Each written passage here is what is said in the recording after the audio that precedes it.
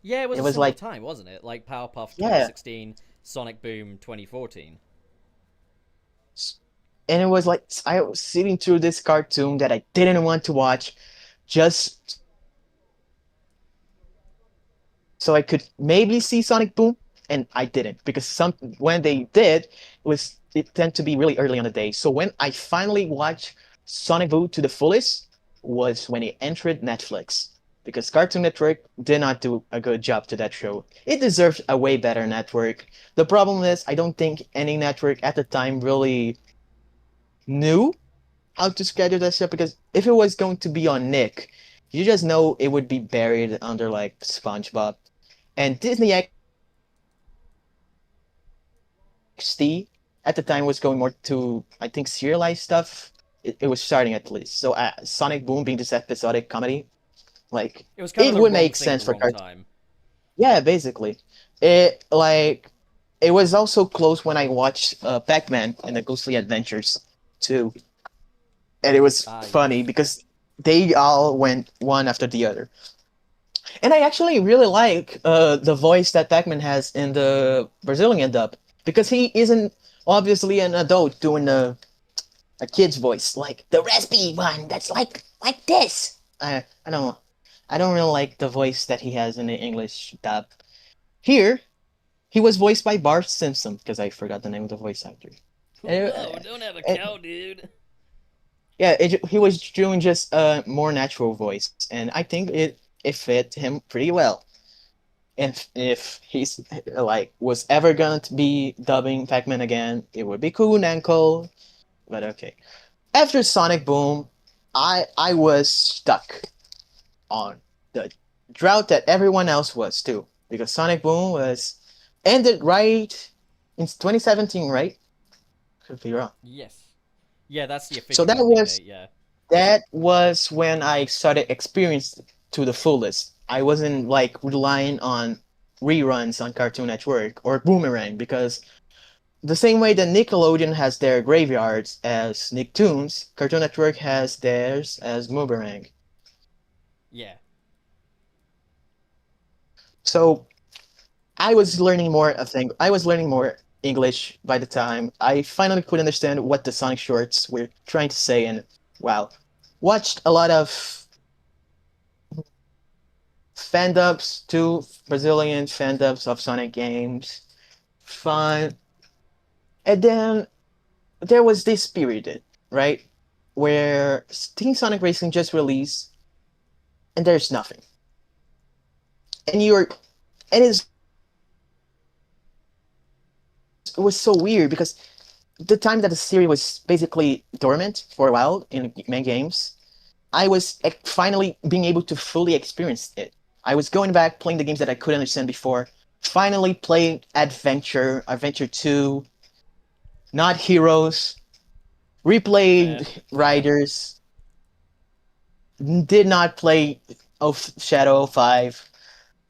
Went back to Unleashed on my not my PS2, the emulator, and I was grabbing this grasp of what I liked so much about the series. Like I finally could understand these guys that were just like saying nonsense basically. With Yeah. of course help from the early years where I was experiencing everything with these cartoons being dubbed, like especially Sonic X, because Sonic X was the only experience that a lot of Brazilian kids had to a translated version of the stories of Sonic Adventure and Sonic Adventure 2.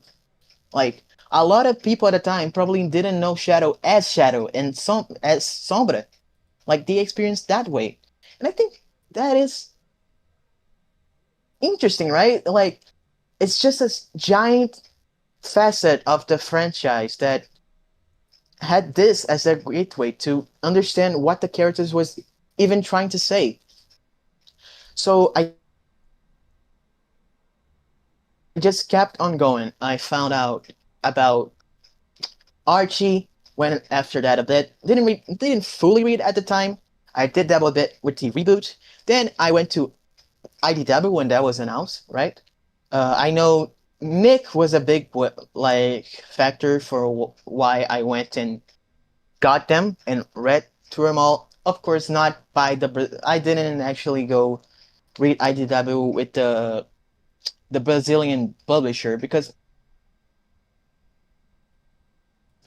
I'm not really a big fan of how they're handling Sonic IDW. So I tend to just go now that I fully understand English. I just tend to go to the original print of everything. Yeah. Because I think they need a better management which things have to be released because it is a shame that Bad Guys, Imposter Syndrome, and a lot of the miniseries have not been released just because they are not part of the main series that is IDW. Because Scrapnik is so good, it should be translated. The classic. So they never translated Scrapnik.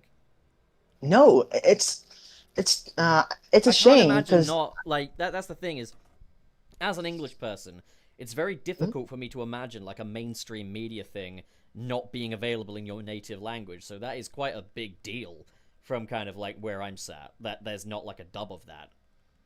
yeah, imagine imagine a whole series of games that have a giant history with your country, and you never experienced it in in the way that was intended because the way that they intended it was of course for you to understand what the character was saying. Like that's what's so important. And then we come to Frontiers, and Frontiers was like magical. The pre-release of it, So did they dub I that know. one? Because like we do need to No, kind no, of no, no, no, no, no, no. we Yeah, do need to kind of start no. wrapping up on this bit because we are approaching super chat time. Sorry, That's but all right. Frontiers pre-release, there was no talk about dubs. There were no talk about subtitles, and like we have 4 to 5 years, right, with no games, and when you go back after the Sonic movies, where he brought even more Sonic fans, Brazilian speaking, right, and you don't even consider subtitling them. Not even That's subtitled. crazy, right? That's insane. Yeah, That's genuinely insane. and Not so even subtitled.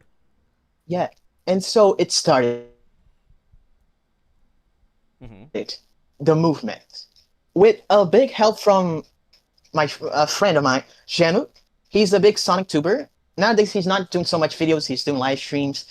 You can catch him on Twitter. He made the fake classic Sonic leak that a lot of people felt the social for experiment, Sonic, quote unquote. yes. Look, if I give him a piece of advice, all you gotta do is say, "We do a little trolling," and leave it at that. That is basically the way he approached because social experiment, it was already a joke It's a into himself. cliche. Yeah, it's a Yeah. cliche. That's the joke. I think people kind of missed that. That was part of Smart. the joke. That's smart. So yeah. And Jeno, he was a big advocate for like subtitling. And Frontiers, it was something unheard for, which that's something that was even noticed with the English side after the release. But like they listened, they gave us subtitles. I know it isn't the dub that many wanted, but it was something that we fought for to be available because there's so many people that came through the movies that were able to finally experience a Sonic game, at least understanding what it was. Because not everyone's gonna learn English just to play Sonic. So No. it was magical, to be honest, because it felt like we were being heard, we were being seen, and for a whole country that had a vast history with Sonic to just kind of like be relegated for cartoons, sometimes comics because Archie wasn't so certain, if I'm not mistaken, and some promotional stuff. That's it. Yeah, it's And insane to me that they for a don't game, that they don't have like Brazilian speaking options available for so many Sonic products. That's kind of insane to me, considering yes, what a exactly. brand Even now. And Frontiers was like the point where like okay, now everything is gonna be translated, subtitles like written text. everything has subtitles in Brazilian Portuguese. Would also be good if like Portugal Portuguese was available. I think Sega still needs to represent other countries that speak other types of Portuguese, just the same way that they need represent other countries that speak different types of Spanish. But it is good that there is an option for Portuguese, you know? And we have the Brazilian subtitles started with Frontiers. They continue with Oranges. Then we went to sorry, Final Horizon still got updated to do Shadow Gens, got the subtitles, and then Dream Team too, because I think mostly because it is a mobile game, so it is another division. So that's not technically handled by Sega. The translation. I think things like that are actually covered by Sega. Like when it comes to like subtitling things, international releases and stuff. Yeah, that would. It depends on also the client, because sometimes a publisher, a big thing like it would come down to Apple as well. Yeah, I can imagine though they would want to, like for a phone game, for something you play on your phone, they probably prioritize translating and dubbing a lot more because a lot more people can experience it. Like, you know, like not everybody has an Xbox, but everybody's got, you know, so it's like it's in their best interest to make sure like something like that is translated everywhere. But I think I think it should be everywhere. Like I think they should be translating and dubbing for everything. Yeah, I agree with that completely. We do actually need to start wrapping up this side of the conversation, though, just because we are very much on crunch time now. Oh, okay. So just to finalize, I want to talk about the Sonic Crossword Dublado campaign. And many have seen it as, oh, you're too late. The game is already gonna release and stuff. But the point of the campaign is more so awareness than it is to we just want Crossroad. We want Sega to see the need and the desire for a dub, because even if we don't get a dub for Crossroad, which I doubt it. We're gonna have now. Games don't tend to have patches for dubs, unless it's like they could. Yeah. Yeah, like, it's not out of the question. Yeah, it tends to be more for free-to-play games because they do a lot of updates. And a lot of stuff also comes when it is going to another console too. Like Breath of the Wild, it's finally got subtitles on Brazilian Portuguese. And also talking about dubbing, right? Mario got dubbed before Sonic, and that's crazy because Nintendo was so far removed from Brazil from when the GameCube ended. Nintendo got a little bit away from Brazil. Released the Wii, didn't go so far. Released the Wii U, the Wii U failed. And as an already failed console in Brazil, where the climate with economics was going not so good, they cut it off completely. And now they came back with the Switch, and now we have full-blown dubs. And that's something that I hope Sega does, right? I want the next game to think about this. This campaign made by Homem-Aranha on Twitter, it was made to give awareness to a lot of people. I like you guys on the podcast. You guys were like surprised there was no Sonic game with dubs, and there still is no games that are dubbed. You know? Yeah, no, it's not to be. I have like a friend also that has talked to me about dubs and subs in video games before, for Spanish, and I remember him talking a lot about stuff from like you know, even when there were dubs and translations, like over the years, Spain. Let's say they might have been incorrect or inaccurate and stuff like that, and you know, he says obviously like things are a lot better now. It's just, you know, it's good that more care is being put into it, but clearly more care, you know, there's more care that needs to be put in. It's so that, like again, I think everyone should be able to experience these things in their own language. I think that's, like, it just, you know, it's special about it.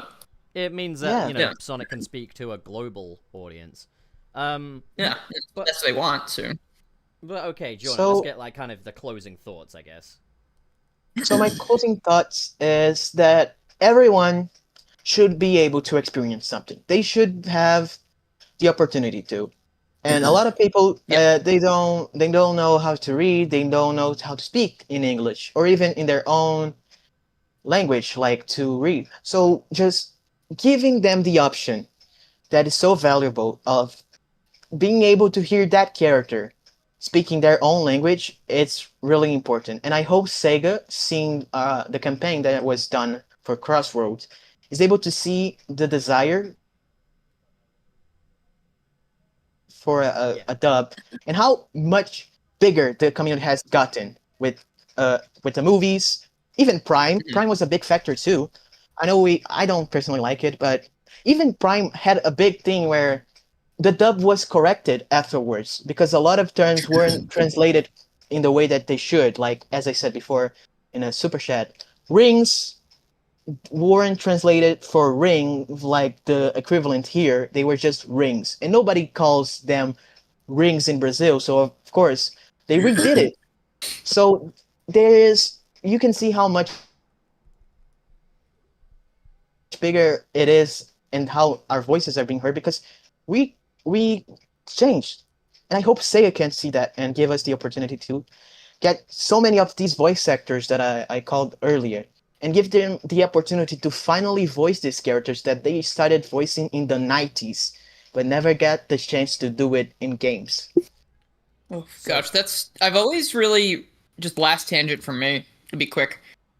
I've always really respected, like, I've heard, like, I hadn't heard about this obviously until today, but like it's also, I've heard about things like in Japan, like they tend not to recast characters most of the time, or at least that used to be a thing where like it was like it was like an honor thing or whatever. Yeah. Like Yeah. or it's like, or like Junichi's been playing Sonic for what, 30 something years, or now, or like 20 something years now.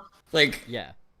Yeah. like it's cool when you allow Even that. Like voicing I like that there's something special about that you allow them to just embody that character and be that character, and you know. yeah. But it's not like that here. They just kind of like throw them out when they're done, or like when the contract's too much, or for any minor inconvenience. It's really disrespectful. Yeah, Like I, that's what makes me sad about a lot of the English side, to be honest. Because Manolo Hayes here in Brazil, he is the voice of Sonic. He has also done Sonic like as much time as Junichi has, mhm, because he started voicing Sonic with Underground, that released the mhm. same time as Sonic Adventure, which is funny in retrospective because you know the difference in Underground to Sonic Adventure. Yeah. But yeah, That's quite funny. I want the iconic. Yeah, yeah. I want. Yeah, I just want dubs. I want to this country to get like this massive fan base that is inside of this country to finally experience these games in the way that they were intended to, but like being able to relate to them, right? You're not going to have to go to a hassle that is learning a whole second language. Learning languages is really difficult. Yeah. Mm. And I just want to end it also to honor some voice actors that had passed away before they ever got the chance to dub anything in the games, of course. Mm-hmm. Go on. Zark Badovich as Dr. Robotnik ever since 7 AM and Adventures of Sonic the Hedgehog. Yara Hisa as Tails. She voiced Tails until Sonic Boom Season 2, where her replacement was Jessica Vieira. And of course, Eggman was his voice actor was called now is Hello Ribeiro, and they all do a great job. But I want to pay special attention to the voice of Amy, that Ana Lucia Menezes, that sadly passed away because of cancer, and has now her daughter has now taken over the role, and is this it is continuing a legacy that her mother showed. She they all were amazing voice actors that went out in the history of Brazilian dubbing. and I want them to be remembered as the quintessential voices for these characters here. A nice tribute, that. And I wish we could have them here today to be able to. I wish that we could have gotten them to play these iconic roles here. But I want everyone to remember these iconic roles as theirs here. And that their new voice actors just know that you're doing amazing. And I'm sure that you're gonna continue that legacy, and I hope you get the chance that they never could of moving Brazilian audience through the games if Sega ever considers. Thank you for allowing me to say everything. Yeah, of course. Very Of course, Jono. Very well. All right. I think it's an important message, and I think you've done a nice job at kind of getting across the importance of that. Like, at the end of the day, it always boils down to just, it is a giant global brand. Everyone should be able to understand it. But okay, let's move along to Super Chats now, as we start wrapping things up. So, Jono, you read the last one. That means Dilnor. Dilnor64. How would you like to get the next one, Dilnor? Yes. Borger. Mr. Krabs. Wait, is it? Yeah. What is it? There's like a number one above this? Yeah, ignore the number one. That's just a ranking thing that they've got now, which makes. Oh, okay. All right. Sorry, Mr. Krabs. I know what it is now. Mr. Krabs. U.S. $1.99. Mario Shadow Time Saturday, y'all. Thank you, Mr. Krabs. And then Thanks, Mr. Krabs. Borg. I think. Mr. Krabs with the $1.99 once again. Also, I found a Trip action figure at GameStop. Oh, that's cool. I've seen a couple of Trips around. It's actually really cool. I would like to find one of those. That'd be cool. Well, they've only got the helmeted version at the moment. I hope they'll have the unmasked version later. I'm sure they will. It's fine. I like the helmet. Like, it's good character design either way. I like the helmet as well, but like, I think just like the Trip everyone remembers is the unmasked one. Yeah, the dragon. Okay, so Borger Jono. What about you? Wait, I need to go. Oh, no, I read the Trip action Mr. figure. Krab. Yeah. Wait. Oh, yeah. Okay. Yeah, you did. So it's me, right? Yes. Yeah, it's you. Mr. Krabs with $1.99. Hey guys, I don't know how to do fucking Ridd's voice. Hey guys, why do I hear Batman? Gotten 4. I don't know. Sorry, Mr. Krabs. I mean, that was actually probably better than I could have done. Admittedly, yeah. I don't know. Sounded quite a bit like Jennifer Hale there. So. I actually don't know what she sounds like. I haven't played the game. She sounds like that. Yeah. But okay. Borger. Dylan, it's you. Okay. Likaon222. Sorry if I said that wrong. 2 Brazilian real. Love from Brazil. Any opinions in the road to 100? I think the road to 100. I don't actually know 100% what it is. It's the road to I think IDW, like Sonic IDW. It's the road to Sonic IDW 100. Okay, so I don't actually know what they're doing for it. I'm sorry. I haven't caught up in a while. I know they did that, like, was it like 900th Adventure or something, which was like the most artificial celebration like ever. That was literally like, you know, in like cartoons where they'd go, "We have a special episode for you," but it's just like a regular episode. The thing is, like, the art in that was really nice, but like the 900th Adventure was literally just like, of course. We needed a landmark, so we kind of just made one because it includes like reprints in its numbering, so like it's a bit weird. Yeah, I think I saw that one. I saw the 900th. I think they should have set the special to Classic Sonic. I think they should. I think they should have put that special to like Classic because the classic a lot of the early stories. Best in IDW as well. Yeah. Like, I know they're bringing Sage into it like before the 100th comic, but I would have really liked episode 100. I would have really liked issue 100 to have been the start of like a Frontiers adaptation, like you know how Archie used to do adaptations of the game. I don't know if I shall wait much longer for these comics to do something though. Yeah, So I think to be fair, that's the thing. I don't. As my I see that thrown around a lot, even in the podcast. I don't think I would like for now for them to adapt something like Frontiers because it's been a while since Frontiers. I know Archie did do some late like games adaptations, but I think I like where this now. That's Sega nostalgic. They're gonna put Chronos Island and everything, like Crossroad, and then the Frontiers 2 is gonna be. Yeah, we do have to quickly. We do have to quickly move through these though, just because we. Sorry, yeah, we're getting tangent again. I am excited for the Road over 100, and I really like the last few issues, and that's I'll see it okay. at some point, Right. Definitely. Yeah. All right, we move on to the next one then, Borger. So I think that's me reading for that next one as well. So that's Lakeon 222. Let me know if I'm pronouncing that correctly. Lakeon 222 sends 2 Brazilian reals. Thank you. I don't get why they don't just use 2D art for the menus. I'm in complete agreement. Exactly. Yeah. Well, I think Dragon Ball has the same problem because like the previous fighter screens used to look great with all their nice little 2D artwork, and then the new game they were just like, just fucking put the picture of them standing there in 3D models, put it there. You got 10 Gokus, and you can tell each one. I don't want. You've got the next. Because the model is the same. Border. Yeah. Oh, I look forward to hearing your Wallace voice. It's Jono. Okay. Yeah. Mr. Crab with a $4.99. Rivet quickly called the Kinichu Puman and Shadow Scroll Girl. They can take care of. Wait, what? I got lost. What are you talking about? I don't know. Care of these problem. I can.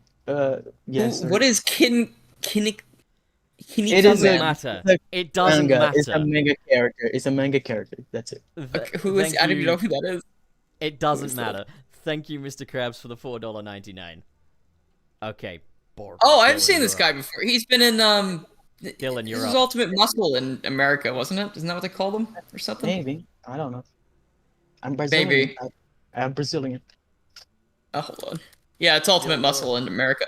Anyway, sorry, I was looking at a thing. I just hadn't seen that in a really long time. Yeah, no, I understand. I was looking. Mr. Krabs, US $1.99. Meanwhile, on the Starfall Island, Homer. Uh-oh. Thank you, Mr. Krabs. Thanks. Mr. Krabs. Thank you for that. I'm sure he would say that. Marge, where am I? KB sends $1.99. Thank you, KB. OnlyFans, but it's just ceiling fans. That sounds like a Simpsons background gag. Like. Good morning, KB. Borg. Okay, Jono, you're up. Mr. Krabs. I'm getting a lot of his. Homer. They're almost all his, basically. Carrot. He is our sole funding Carrot resource. whispered, Tangled. Flanders, where are you? Something like that. You know, I was actually surprised by how good your Wallace was earlier, to be honest. That wasn't actually bad at all. Really? Yeah, no, definitely. Like, honest to God, Jono, like, I think you have got something going on here. But okay, next up, Borger. Dilnor. Let's see. Mr. Krabs, US $1.99. Also, did Frank listen to Edo music? I forgot to ask. I'm sending that to Frank now. No clue. Oh, okay. All right, good. I just put it in the Thank you very Sunset much. group chat. I just said, Frank, answer him. But okay. Finally, next up, Borger. KB with the $9.99. Thoughts on the Pac-Man collab and the latest crosstalk? I can't remember the crosstalk for the life of me. The Pac-Man collab looks fun, but I'm unlikely to buy it until it's like discounted. Dude. Same goes for all those DLCs. Literally, Pac-Man... okay, first of all, I just need to say, I'm going to say this as quick as possible. Pac-Man World 2, huge childhood game for me. Love that game to bits. The fact that it's getting a remake and it's getting extra levels and they're putting Sonic in it, makes my brain tingle in ways that I haven't felt in a long time. And also that Pac-Man and the Ghosts are playable in Crossworlds just makes me happy because Pac-Man's just friends with everybody. Like, he just fucking hangs out with everybody, and I kind of love that. I love how you can clearly see which DLC stage took the most love. Because looking at SpongeBob in Minecraft, you can see Pac-Man was the main deal. Frank has answered Mr. Krabs and says no, he hasn't listened to Adu music. All right. Well, that concludes the super chats for today. Any that come after the cutoff point will be read out next week, but I don't think that's happening. Next week we'll also be returning to Fridays as well. This is due to crap castability on availability on Saturdays. Really, I did want to have the full cast for Jorno's episode, just because I'm sure you'd love to meet them, but I'm sure you'll get to meet them at some point. We'll figure something out. But okay. So begins the conclusion of the episode, because that's how you know the skeleton is there. Okay. Jorno, you got anything to shill for us today? I am working on a video for my second channel, Ring Referee, or just known as Análise de Anéis, where I'm going to be talking about our good old pal from 2005, Blur Studio Sonic! Woo, yay! And how ugly he is. That's why the aesthetic talk was so long too, because I just have him in my mind so much. Twitter also loves to do the arguments, even though we know that some people just want their turn to talk, but not hear anyone out. And I also am working on my... Attacked. Yeah. No. That's a lot of people. But like... I'm also working on my personal animation and comic book stuff. I don't tend to share them that much on Twitter, but when I got it ready, I will show it. It's just not in the point that I like it. So yeah. When you're ready, please send it over to me as well. I'd love to see that. Yeah. So yeah, Ring Referee video, and maybe in the future some comic or animation. Hell alright, yeah. Sweet. Dilnor. More like Shilnor. Why don't you shill for yourself, Shilnor? I'll be shilling soon. But for right now, I'm once I'm done watching this dog tomorrow and I get to go home finally, I am hopefully gonna make something. I'm probably gonna start streaming at least a little bit more, because I need something to do. I'm Dylan, I hate the dogs. No, that's not what I said. I've been here for a very long time, and I want to go home. I hate the dog. I resent he's a good dog. He's a silly man. He's good. Yeah, then just keep watch on Twitters and Blue Skies and Discords for any, possible announcements in the next few days. Oh, damn, wait. I forgot one thing. What? The window has closed, I need to chill, but okay. Okay, yeah. I'm also doing commissions. I forgot to mention. So anyone that needs a nice artwork, just contact me on Twitter, Blue Sky, or even here on Discord, because my commission sheet does have my contact here. So yeah, that's all. I'm gonna stop promoting and giving it out to Pup now. What are you doing? All right, Dylan, you'll finish with your bit. I'm all done, yeah. Okay. I've done a video recently on the music of Sonic Crossworlds and why I'm not massive on how, like, it's always all EDM these days. So, like, check that video out. It's full of belly-aching and opinions. And I do want to make clear as well, for as much as I have kind of critiqued little granular details of Crossworlds, I'm actually pretty excited for the game. Like, everything we're seeing of it looks better each time. And I'm looking forward to this one. Like, obviously there's little bits that can be dissected, and I do that partly for fun. But, like, yeah, like, obviously I want these things to be the absolute best they can be. But, like, right now it is looking pretty good. Nice. All right. Yeah. Well, that's it. Jorno, you ever